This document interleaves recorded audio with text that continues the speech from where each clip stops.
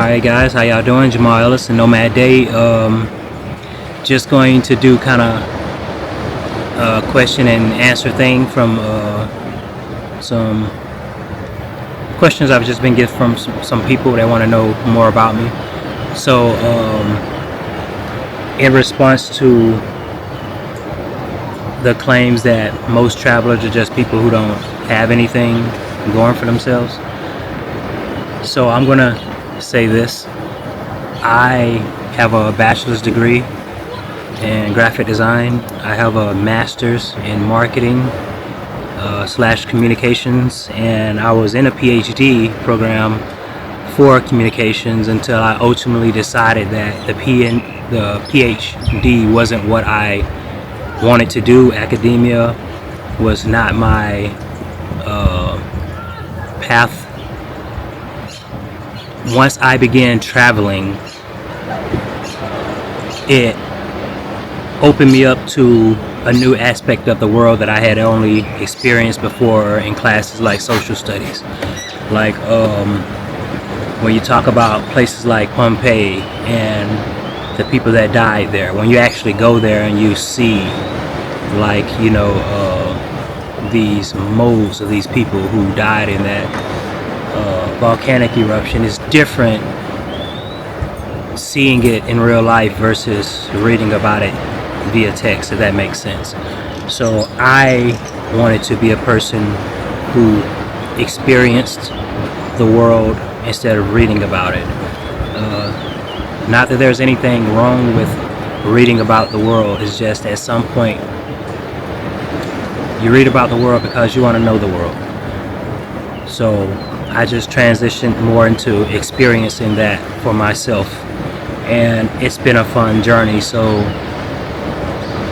to those who think that people who travel, you don't have anything else going for yourself, it's quite the opposite. You have everything going.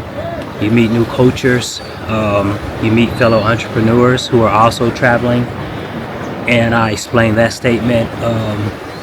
Typically people make millions and then they go travel abroad to isolated places like where I am in Thailand. So these people are here, and they are here with their millions of dollars, and they are just chilling, relaxing on the beach, and they have nothing to do except relax on the beach and enjoy their time. So when I talk to them, and they enjoy it, they just like the conversation. So not only are you getting valuable insight from your conversations, but they get a person to talk to, and you also make a new business partner if that's what you're into, networking. So traveling has been the ultimate cheat code to networking in my book. Since I've been here in Hua Hin, I've met some of the most awesome people who have their business aspirations, and they are doing great without the burden of having to pay more and getting less, if you know what I mean. So it's not saying that everything in Thailand is dang near free. It's just your money goes further here than it does in a place like America, UK, and it's rare to be in a place like that, to where you can do more with less. Not that I need to be in that scenario, because I am a 20-year veteran in the military. I have my own income, and I will receive that income until the day I die. So I don't have to work. I just do this because I enjoy it, and I like inspiring others. So it's not that I have nothing going for myself, or as they put it with other travelers, they don't have anything to fall back on. It's quite the opposite. Here you get to build a foundation of what it is that you actually truly want to do, because when you get tired of traveling, just leave. You can go home, and when you go home, you're going to have all the income that you saved up from your travels in a place like this that allows you to save money. So there's that. And I do get the comments about I seem to be in great shape, particularly my arms. I am, to me right now, I'm smaller than I typically am. I do a lot of strongman competitive training, like pulling cars and throwing up logs over your head, that kind of thing. So I lift extremely heavy just for the fun of it. I'm one of those weird guys like that. I just like building power, and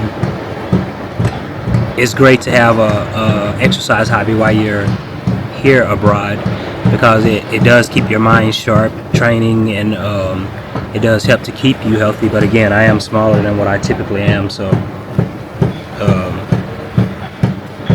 yeah. And I guess thanks for noticing the arms. And the debate about whether it's cheaper to live in Thailand or not. So I am on the end which says it is cheaper,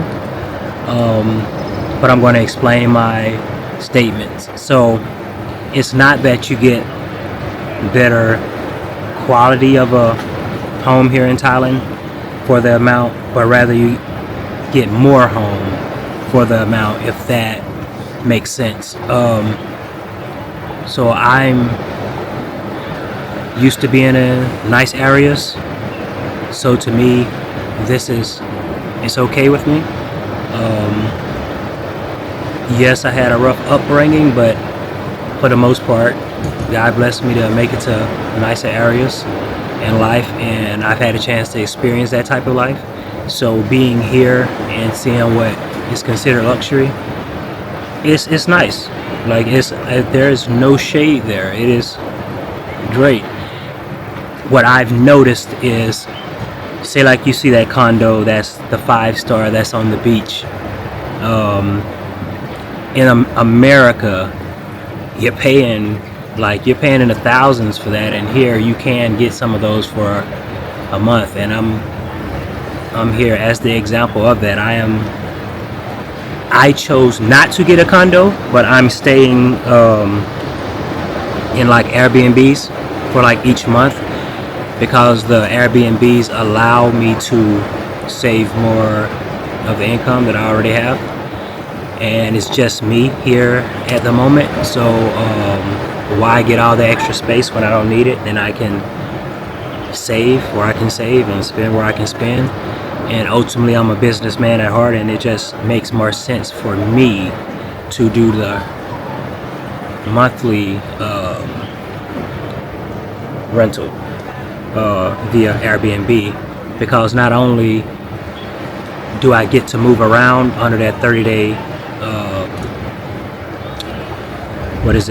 contract, but I get to, you know how you arrive to a new place and everything's beautiful in the first 2 weeks of being there? Well, I believe 30 days give you enough time to allow those rose-colored glasses to wear off, and you see the actuality of the place where you're at, and you get to develop a routine.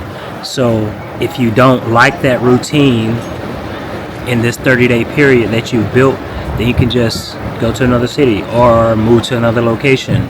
So in this way, I get to experience multiple cultures without locking into anything permanently until I decide where I want to go. So this way is very beneficial to me. I know a lot of people they ask how I'm able to stay in a spot like this doing 30-day rentals for like a year or so. To me, it doesn't matter, because keep in mind, my mindset is different. I am from the military world. I was enlisted. I was officer. I was with the special forces guys. So I'm used to constantly moving. I'm used to going to different places for a long amount of times, shorter amount of time. So doing these periodic monthly rentals, it doesn't bother me. I don't know what your situation is, but as for me, I can easily do it.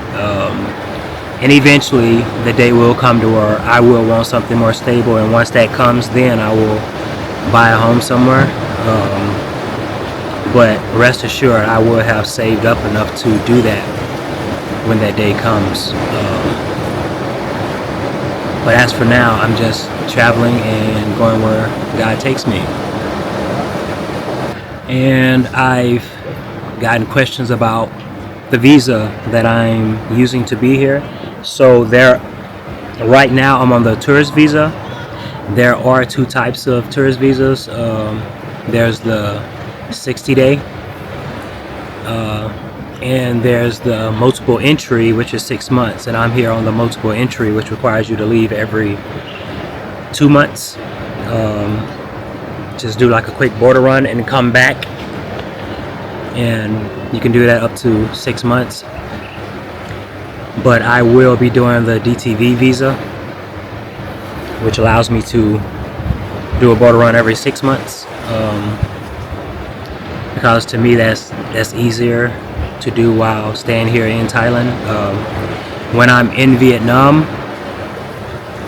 I will just be doing the 90-day visa, and I will be there for likely 90 days, and I will come back here to Thailand, and I will likely alternate as such and as needed. And also during those travels, I'll be traveling around to other cultures as well, and that's ultimately what seems to work the best for me. And when family or friends come over to visit, then of course, I alternate my schedule to accommodate them. But this way works for me, and I don't have any issues, nor have I ran into any issues since I've been here regarding that.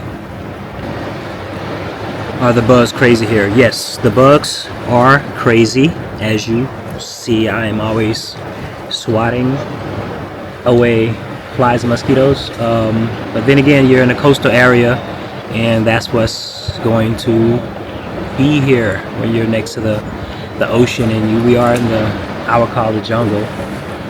This is an interesting spot, but yeah, the mosquitoes love me. They love me. I wish they hated me.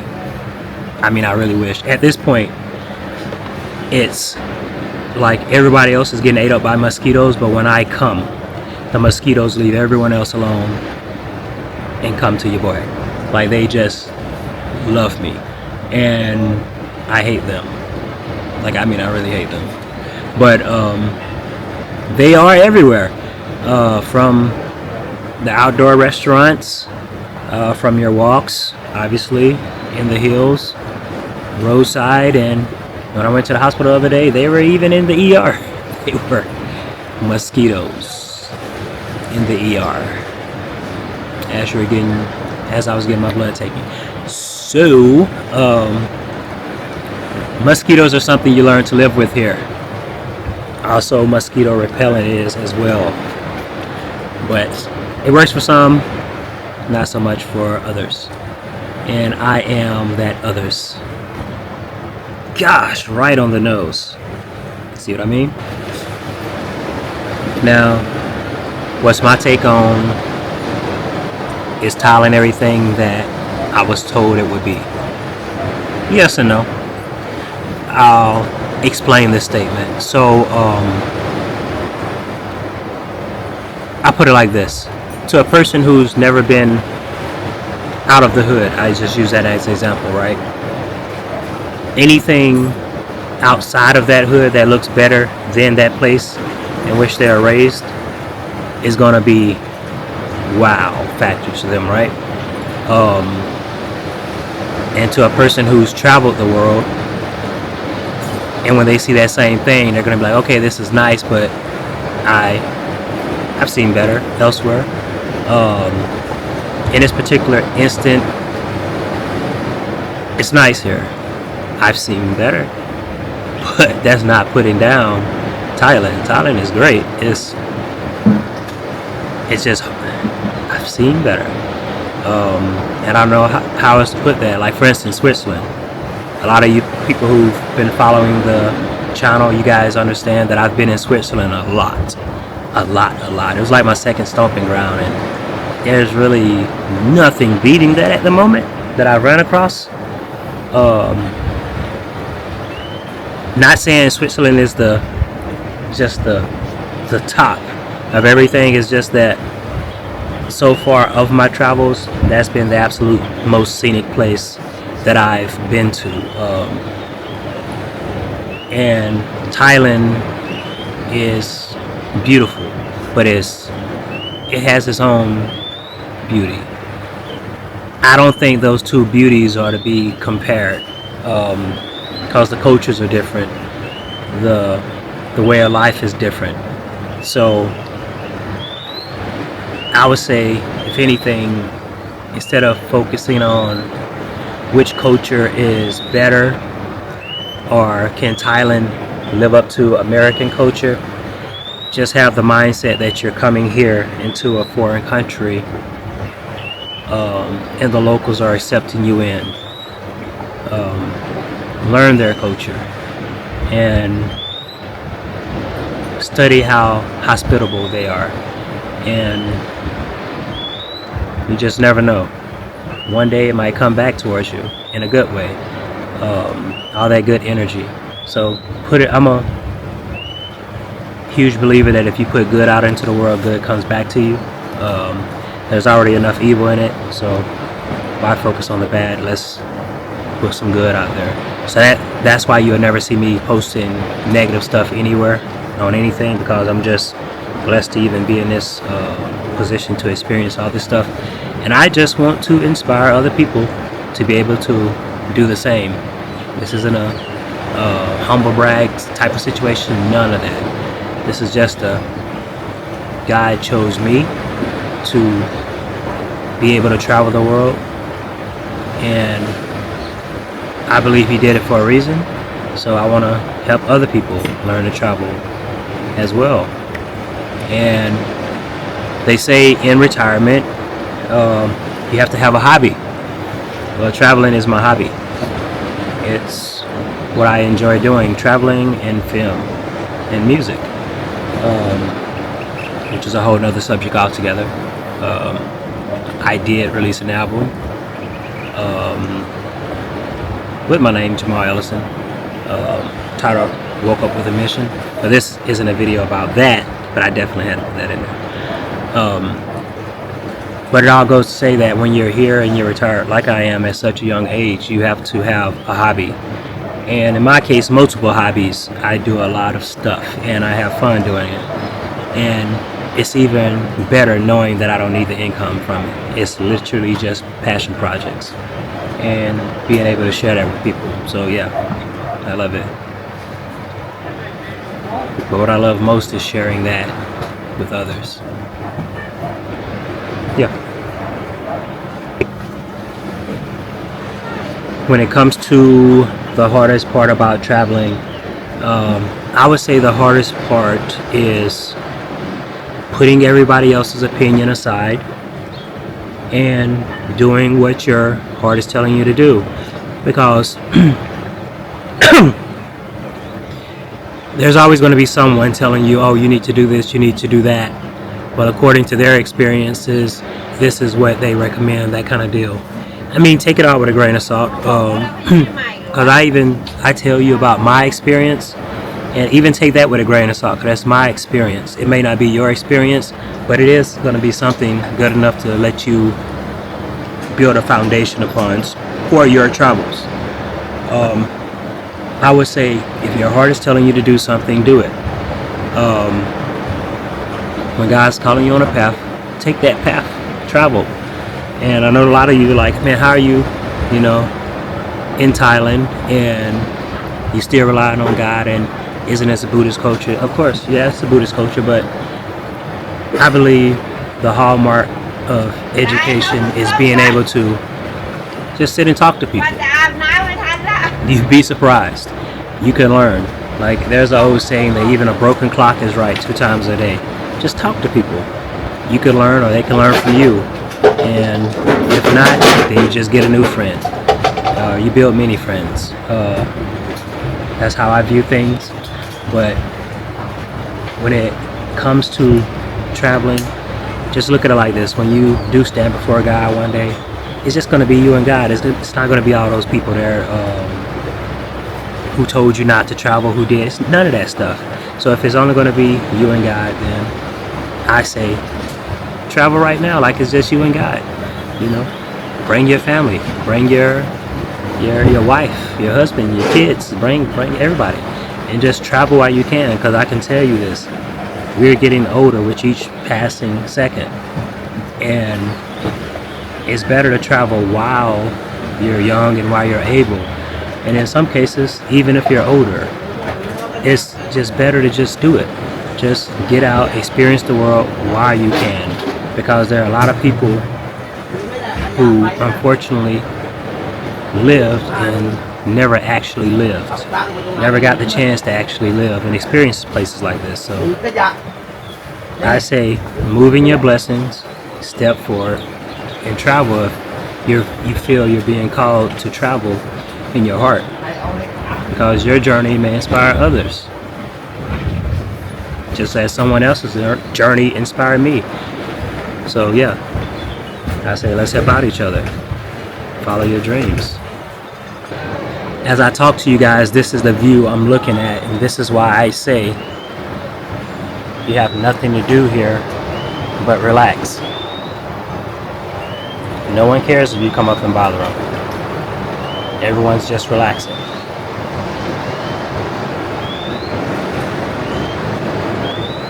Yeah, Hua Hin is just a pretty peaceful place. If you guys want me to do more sessions like this where we're talking and I'm answering your questions that you may have, then just post some down in the comment and I'll do my best to get to them. But until then, I'll see you guys later.